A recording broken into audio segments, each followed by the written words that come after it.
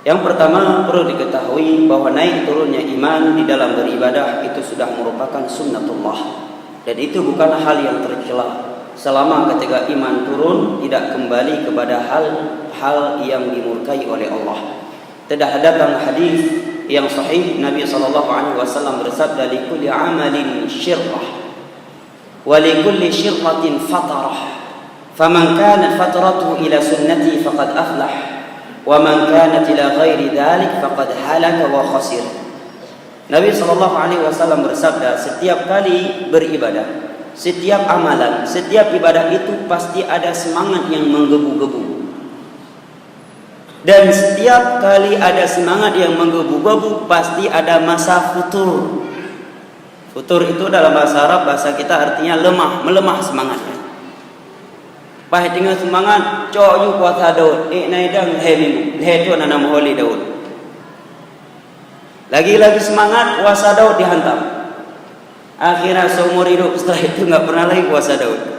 Ya, lagi semangat menghantam 3-4 juz dalam sehari. Maka kata Nabi SAW, setiap amalan itu memang ada semangat yang menggebu-gebu setiap kita memulai. Dan setiap semangat menggebu-gebu itu pasti ada masa fatarah, futur, menurun semangatnya, lemah. Namun bimbingan Nabi, faman kana fataratu ila sunnati, barang siapa yang ketika futur udah familiar nggak dalam bahasa Indonesia? Futur udah ma'ruf ya? Enggak ya? Udah Indonesia belum? Belum ya? Berarti apa tepatnya bahasa Indonesia? Ketika lemah semangat ya. Ketika lemah semangatnya, dia beralih ke sunnahku yang lainnya. Lemah semangat baca Al-Quran hari ini, maka baca hadis-hadis Nabi. Sekali bersalawat kepada Nabi, Allah membalas sebanyak 10 kali. Bertambah ilmu. Kurang semangat baca hadis, lari ke salat duha, lari ke salat sunnah mutlak, ke pengajian, mendengar audio-audio ilmiah yang menambahkan wawasan Islamiyah diniyah, membaca artikel-artikel. Maka kata Nabi, barang siapa yang ketika imannya turun, dia pindah ke sunnahku yang lainnya, lemah dari puasa, lari ke salat, maka aflah, maka dia akan terjaga.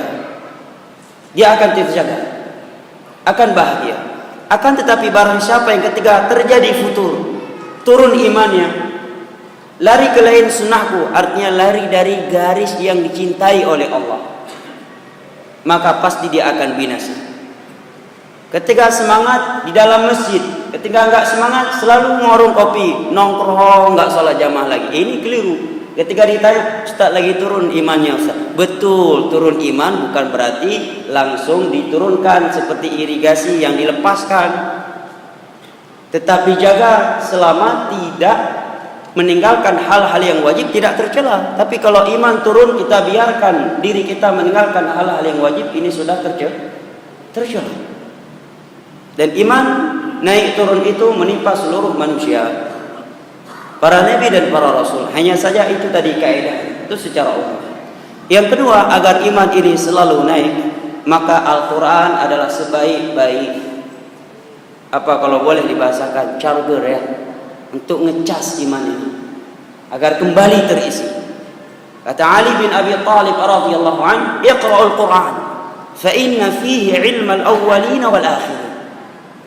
Bacalah oleh kalian Al-Quran, karena di dalam Al-Quran itu ada pengetahuan tentang orang-orang terdahulu dan orang-orang yang datang belakangan sampai hari kiamat.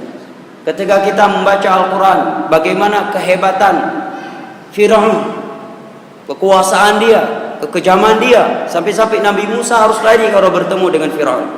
Padahal Nabi Musa diberikan mukjizat oleh Allah, fawakazahu Musa faqadha alaihi. Sekali tampar orang langsung meninggal orang itu. Tapi berhadapan dengan Fir'aun, beliau harus lari. Tetapi Fir'aun Allah tenggelamkan di dalam laut. Ini menghilangkan sifat sombong dari hati kita. Kemudian bagaimana kuatnya Jamrud, raja yang paling bengis, yang paling kejam dan paling kuat di dunia di masa Nabi Ibrahim. Allah matikan dengan seekor apa ya Pak? Onta? Sapi? Bukan, dengan seekor lalat yang masuk ke dalam hidungnya, tidak mampu dia cegah. Ini menghilangkan juga sifat sombong dari hati kita. Ketika kita membaca cerita Qarun yang Allah katakan inna Qaruna kana min qaumi Musa fabagha alaihi wa inna mafatihahu latanu bil usbati ulil quwwah إذ قال له قوم لا تفرح إن الله لا يحب الفارحين وابتغ فيما آتاك الله دار الآخرة ولا تنس نصيبك من الدنيا وأحسن كما أحسن الله إليك ولا تبغي الفساد في الأرض إن الله لا يحب الفساد.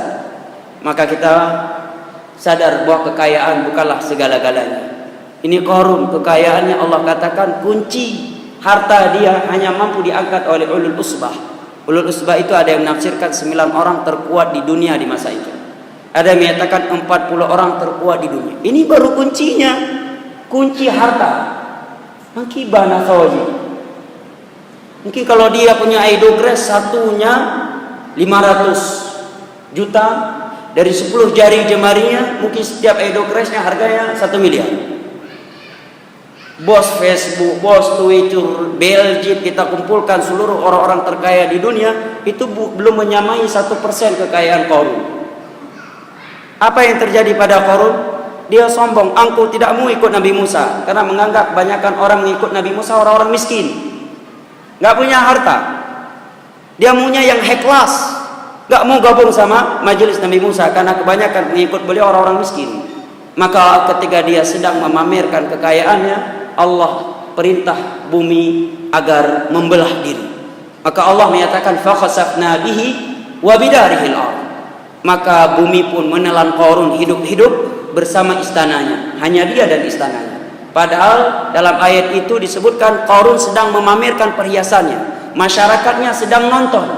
Tetapi begitu terjadi gempa, hanya gempa lokal yang ditelan oleh bumi hidup-hidup, hanya Qarun dan bersama istananya. Secara logika nggak masuk akal. Kok bisa di kekerumunan manusia terjadi gempa bumi yang ditelan oleh bumi hanya 1 orang? Dan hanya istana Qarun, padahal dalam istananya ada anak-anak buahnya, pembantu-pembantunya. Kalau Allah sudah berkehendak, maka ini pun menghilangkan sifat angkuh dan congkak dengan dunia yang kita miliki, bahwa dunia bukan segala-galanya.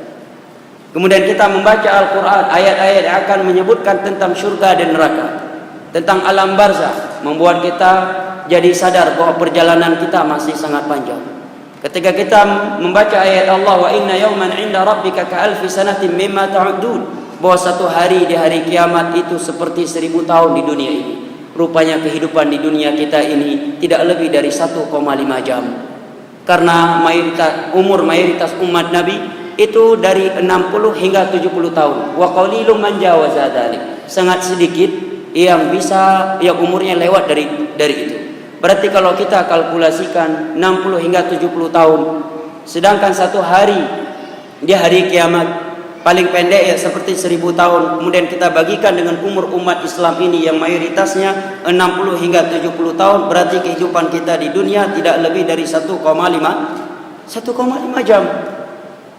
Kita kalau ada yang berkata, Bapak ada kesempatan 1,5 jam sebelum dipenjara dan sebelum KPK turun, apa yang kita buat? Akan kita kumpulkan segala bekal agar pas KPK turun berkasnya hilang dan yang semisalnya. Lalu Allah menyatakan hidup kalian di dalam Al-Quran 1,5 jam dengan bahasa yang tersirat tentunya. 1,5 jam. Dan kita akan membawa bekal yang kita persiapkan selama 1,5 jam untuk kehidupan yang selama-lamanya, yang tidak ada ujungnya. Kira-kira bisa buat apa kita? Berhak nggak dapat syurga Allah? Mampu nggak mengumpulkan amalan yang dengannya kita membuka syurga Allah? Waktunya hanya 1,5 jam. Bekal yang kita kumpulkan untuk 1,5 jam itu akan kita pakai lebih dari untuk 1 juta tahun, 1 miliar tahun, 1 triliun tahun, bahkan tidak ada ujungnya. Maka ini membuat hati kita akan selalu waspada, akan selalu takut kepada Allah Jalla wa'ala. Kemudian kiat yang lainnya adalah menjaga pergaulan. Hadis-hadis dan ayat-ayat yang menerangkan kepada kita pengaruhnya pergaulan itu sangatlah banyak, dan saya kira sudah tidak asing lagi di sisi kebanyakan kita. Oleh karena itu dalam pepatah Arab dikatakan as-sahib sahib, yang namanya teman duduk itu menyambar. Dia begitu dalam masjid, cinta kepada akhirat luar biasa. Merasa cukup sudah dengan kendaraan yang sudah ada, dengan rumah yang sudah ada. Begitu ngopi bareng sama si fulan, ala tang berehnya tak perlu pajeru tak bodoh. Enggak puas dengan dunia. Kenapa? Pengaruh teman tadi. Maka as-sahib sahib, sahabat teman duduk itu